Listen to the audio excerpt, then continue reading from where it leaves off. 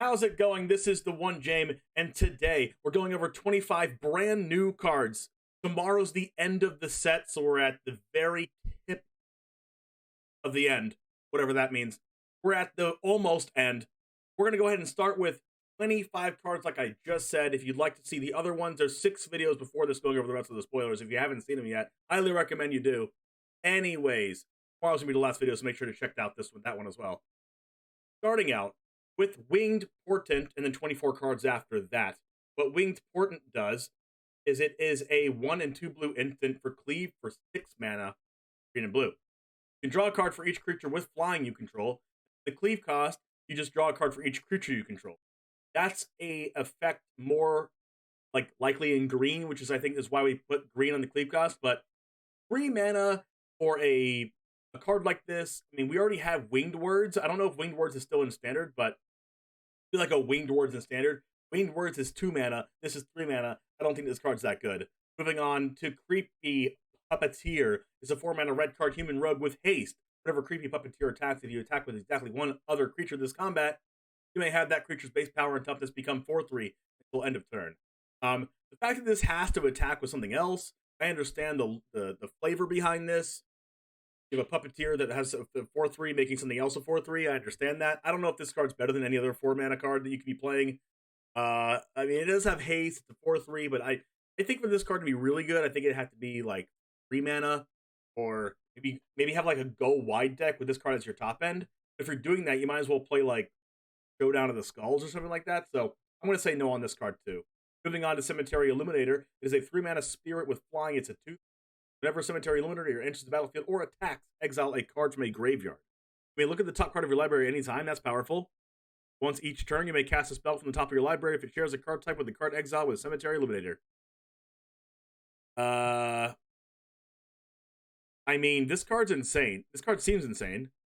I mean, 3 mana 2/3 flyer isn't like busted or anything, but you do get to exile a card from a graveyard when it enters the battlefield and attacks, and you get to look at the top card, and you can cast spells from the top if it shares a card type. So, like, you normally can't do lands. So, you can, like, exile an instant when it enters the battlefield, cast instants off the top, and then when it attacks on the next turn, it has flying, so it's hard to block. You can exile a sorcery. Now you can cast instants and sorceries. So, like, I mean, that's pretty good, I think.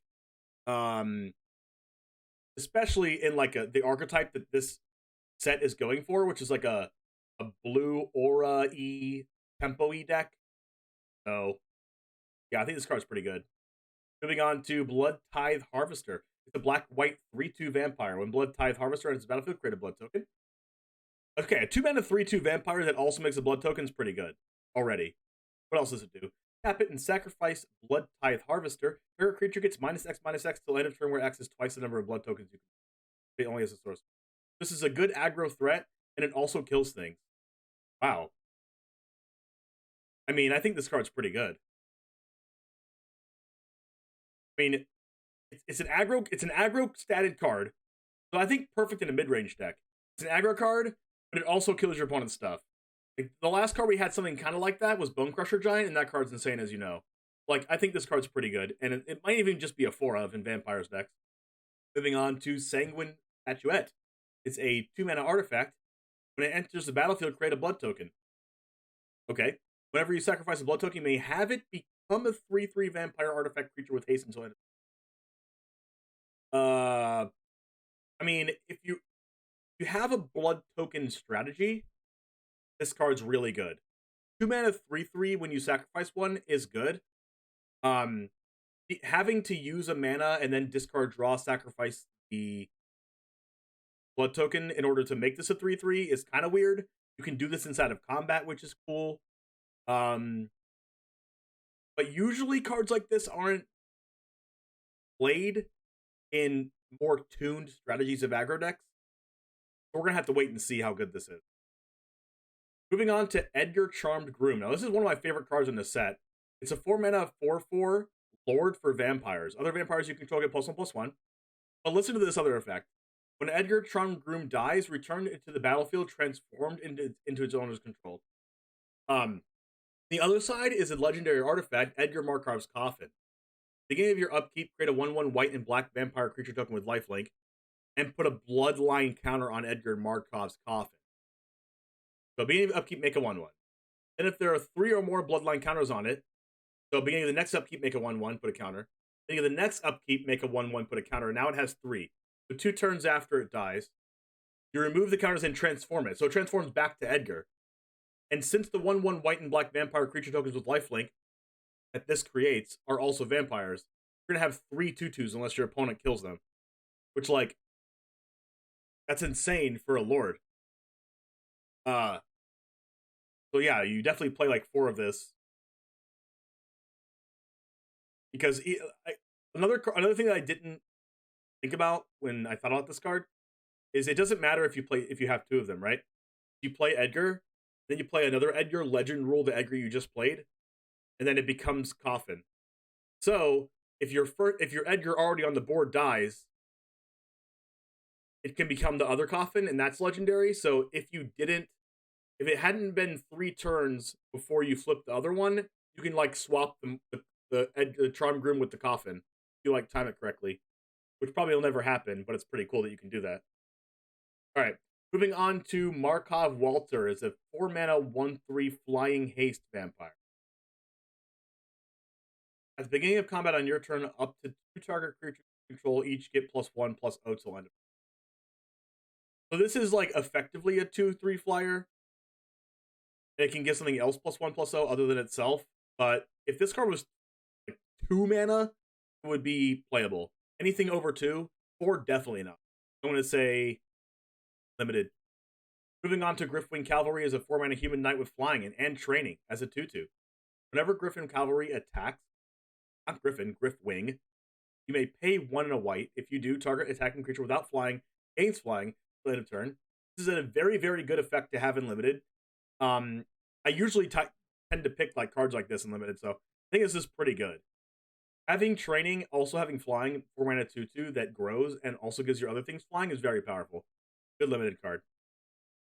Moving on to Crawling Infestation. Is a 3-mana enchantment. Beginning of your upkeep, you may mill 2 cards. Whenever 1 or more creature cards are put into your graveyard from anywhere during your turn, including the top of your library, create a 1/1 green insect creature token. This ability triggers only once each turn. This kind of goes with our Sultai Reanimator deck that we have brewing up in the last few videos. If you want to see some cool other Sultai Reanimator cards that we've been thinking about, you can watch our other videos previously. But this self-mills and makes 1/1s, which is pretty cool. Moving on to Cobbled Lancer is a 1-mana 3/3. 1-mana 3/3 zombie horse. As additional cost to cast a spell, exile a creature from the graveyard. So it's not really a 1-mana. You play on turn like 3 or 4. Pay 3 and a blue, exile it from your graveyard, draw a card. So you could technically play this in a self-mill deck and just have the ability to pay 4 mana to draw a card at any point in time. But in exiling creatures from your graveyard, if you're self-milling yourself, it's pretty easy to do that. You can do that on turn 2. You can kind of maybe play if you're playing a Stork, play a Faithless Looting or something, loot a creature into the graveyard, and then play this, exile the creature, now you have a 3/3. But I think this is pretty like low power level. Probably okay in limited, but I don't see this card really going anywhere in constructed. Moving on to Catapult Fodder is a 3-mana 1/5. This goes along with the zombie archetype that they're doing with huge toughness. Beginning of combat on your turn, if you control 3 or more creatures that have a toughness greater than their power, transform it.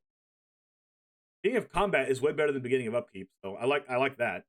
Turns into a 2/6. You pay 2 and a black and tap it to sacrifice another creature. Target opponent loses life equal to the sacrifice.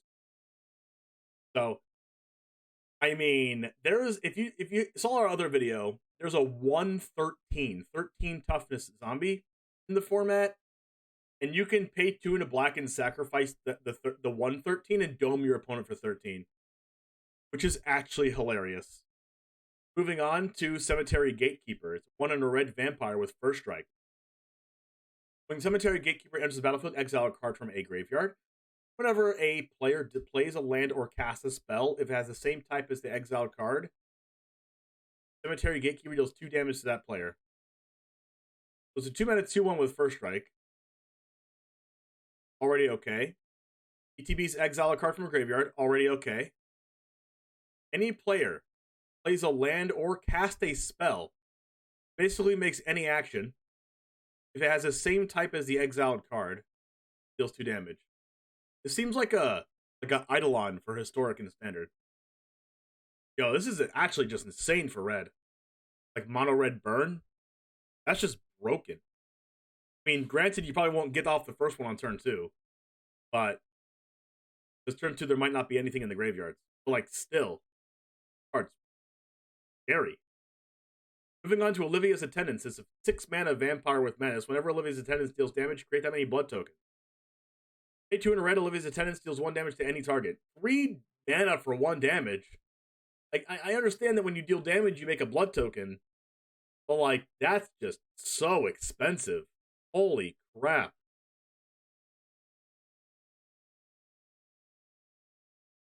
That can't be playable. But, like, it has menace, and it's a 6/6, so you can technically make 6 blood tokens. Like, this card in limited is probably a house. Moving on to Jacob Hoogland, Investigator. Now, people are actually, I would say, comparing this to Jace Vryn's Prodigy. So if you like that card, keep listening. It's a human advisor. You can tap it to draw a card, then exile a card in your hand face down. You may look at the card as long as it remains exiled. Then you may pay 6 mana. If you do, transform Jacob Hoogland, Investigator. You can only transform it if you pay 6 mana right after you tap it. Alright. Turns into Hoogland's Theory, which is legendary enchantment. At the beginning of your upkeep, exile the top card of your library face down. You may look at the card as long as it remains exiled. Once during each of your turns, you may play a land or cast a spell from the cards exiled by this permanent without paying the mana cost. It is a 0/2, so like it's not going to be attacking. But like, I mean, 6 mana. Like, you might as well just pay 7 mana and have an Omniscience, or 8 or 9, or however much Omniscience is. But like, getting cards off the top of the library and paying them without their mana cost is really, really good. But when is this going to stay on the battlefield for a whole turn, and then you tap it, and then you pay 6 mana? Seems like pretty greedy to play this card. I'll leave it to someone else to break it, though. Moving on to Abba Brook Caretaker. Is a 6 mana 4/4 human werewolf with hexproof. Beginning of combat, on your turn, put 2/1/1 counters on another target creature you can. I mean, just blanket hexproof on a card's pretty good. You don't have to do anything extra to give this hexproof. It just has hexproof. At nighttime, it's Hollowhenge Huntmaster, and it has hexproof still. There's other permanents you control have hexproof. At the beginning of combat on your turn, put 2/1/1 counters on each creature you can. On each creature. This is an 8/8. I mean, I don't know how you're beating this in limited. When after this card comes down, if there's no like actual sweeper, which we know there is, the white sweeper that makes people sacrifice, how are you actually getting rid of this? You just lose, right? It's like Dream Trawler again in limited. If whoever has this just wins. And it's also a human, so you just play Winota. I mean, good thing Winota's not in the format anymore, but you know that's another reason why Winota's not coming back in Historic. You just Winota into this. Hilarious. As far as Construct is concerned, I don't think it's that good. Moving on to Wolfgang Outcast is a 6 mana 5/4 human werewolf. This spell costs 2 less to cast if you control a wolf or werewolf, so 4 mana. Daybound. Whenever Wedding Crasher or another wolf or werewolf you control dies, draw a card on the other side. I mean, that ability is good. Being 4 mana 5/4 is okay, but why would you not just play like Kovalar and, you know, a Seeka's Chariot in your werewolf deck instead of playing this?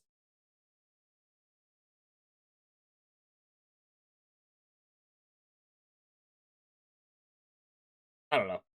Moving on to Ill-Tempered Hermit is a 4 mana 3/3 human werewolf. Whenever Ill-Tempered Hermit is dealt damage, it deals that much damage to any target. That includes being blocked or blocking. So you could just play this into a wide board and be able to kill 2 things if you block something. Hey, 1 in a red, Ill-Tempered Hermit gets +2/+0 till end of turn. Okay. So it has wolf breathing. The other side is Howling Pax Avenger. Creature werewolf. Whenever a permanent you control is dealt damage, Howling Pax Avenger deals that much damage to any target. Okay. Whoa. That says whenever a permanent you control is dealt damage. And then 1 in a red Howling Pax Avenger gets +2/+0 till end of turn.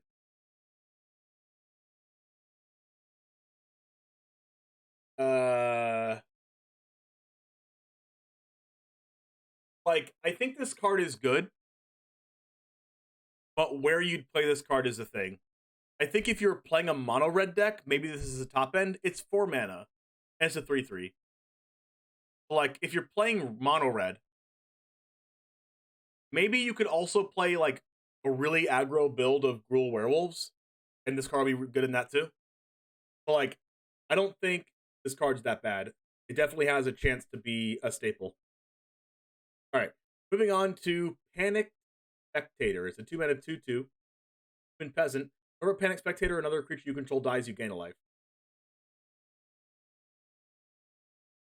Beginning of your end step, if you have gained 3 or more life this turn, transform it into Giggling Culprit. That's a human rogue. It's a 3/5. Whenever a Giggling Culprit or another creature you control dies, you gain a life. Hey, 1 in a black Giggling Culprit gains Death Touch till end of turn. The white 2-mana 2/2 turns into a 3/5. I mean, 3/5 for 2 is pretty good.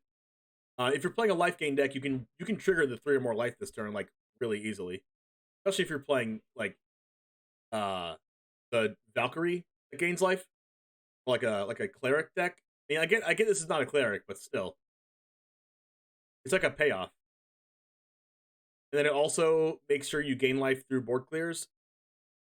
I don't know. Being 2 mana is the only thing that makes me think this card can be played. But we'll have to see. Alright, moving on to Blood Tithe Harvester. I already talked about that one, so nope. Moving on to Sanguine Pachuette. Yep, talked about that one already. And Bridesgown. The 1 in a white artifact equipment. Equipped creature gets +2/+0. It gets additional +0/+2 and it has first strike as long as equipment named Groom's Finery is attached to a creature you control. If you'd like to look at Groom's Finery, it's in episode 2 or 3, whichever one of them that are also on this YouTube. And it's equipped for 2. So I think this is basically only for limited, constructed pretty bad. All right, moving on to Holebreaker Horror, and I honestly think this card's really, really, really insane, even though it is 7 mana, but keep listening. It's a Kraken Horror with Flash, and it can't be countered. Okay, so control mirror matches. Yikes. Whenever you cast a spell, choose up to 1.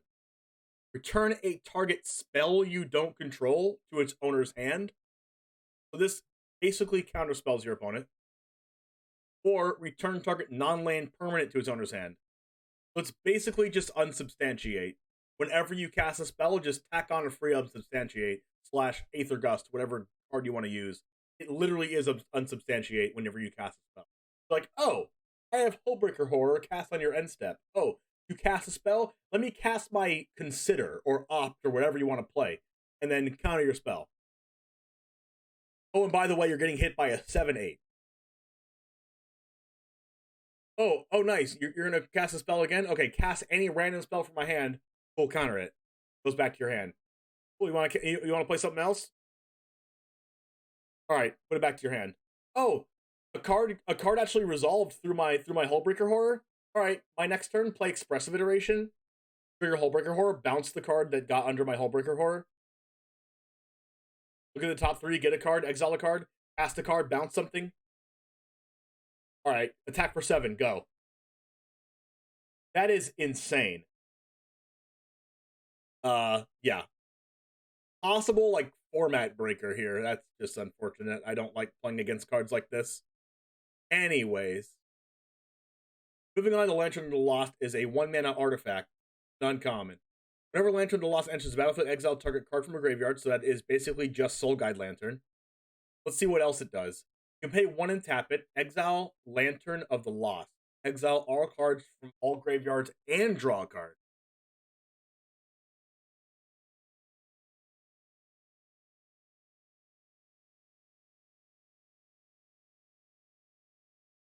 Is this a better Relic of Progenitus, or is it worse?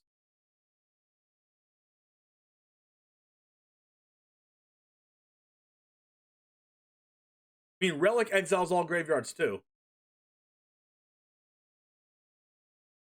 Like, it's the first part of Soul God Lantern, but the second part of Relic. The thing about Soul God Lantern is you can keep making them exile cards over and over again every turn. Granted, they choose that. And this chooses a card, but it's only once. Depends on what you're playing against. But, like, this card being almost Relic, or better than Relic, depending on the deck you play against, is insane. And probably very, very playable in Historic and other formats. Also really good with Luris. I mean, not really good with Luris, actually. Soul God Lantern is way better with Luris, because you just exile their graveyard. Luris, this would exile your own graveyard also. Soul God Lantern, probably better in a Luris deck. But this card's really good. Don't sleep on this card. Alright. Moving on to Howling Moon is a 2 and a green for an enchantment. At the beginning of combat on your turn, target wolf or werewolf you control gets +2/+2 till end of turn. That's not nothing. That's actually pretty good.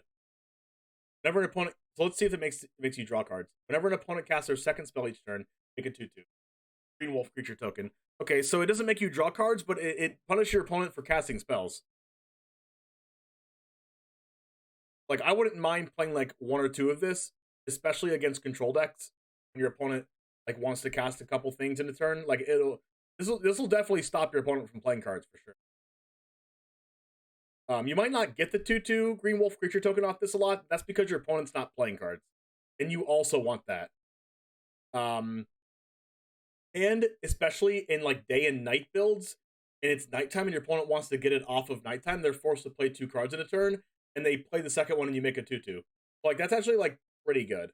So I'm going to say this card's good in werewolf decks. Alright, moving on to Unholy Efficient. It's a 1 mana 1/2 vampire cleric vigilance. Pay 5 mana, put a 1/1 counter on Unholy Efficient.